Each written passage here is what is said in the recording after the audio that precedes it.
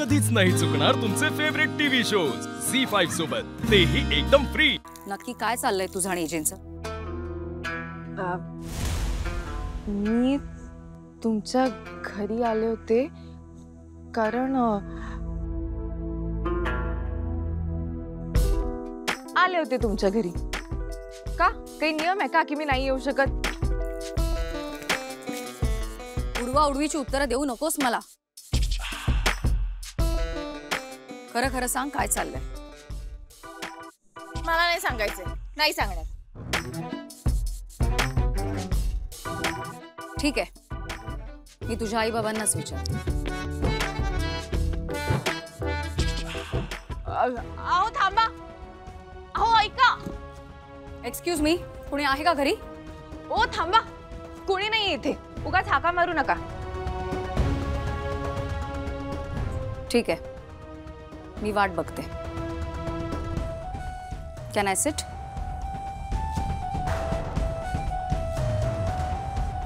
Partner, मावशी आणि बाबांना जर रेवू आणि विक्रांत बद्दल सगळं कळलं ना तर खूप मोठा प्रॉब्लेम होईल। आता काय करू मी? रिक्षा रिक्षा चढला मला एक रिक्षा मला थांबत नाही। रिक्षा तू एवढी घाई का करतेस?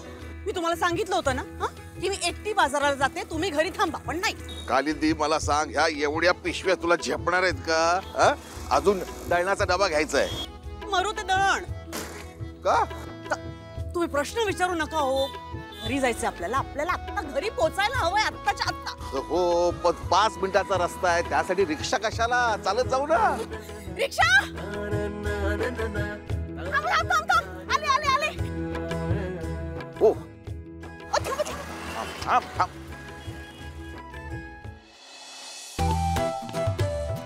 ऍक्च्युली ना मावशी आई आणि बाबांना यायला ना रात्र होणार आहे। नाही म्हणजे तुम्हाला बसायचं असेल तर बसा तुम्ही, फक्त मला नाही बसता येणार। त्याचं काय आहे ना, मला बरीच कामं असतात ना, काही लागलं तर हाक मारा। एक मिनिट, तुला काय वाटलं तू एकटीच बिझी आहेस? तुझ्या आई बाबांची वाट बघायला ना माझ्याकडे वेळ आहे ना पेशन्स।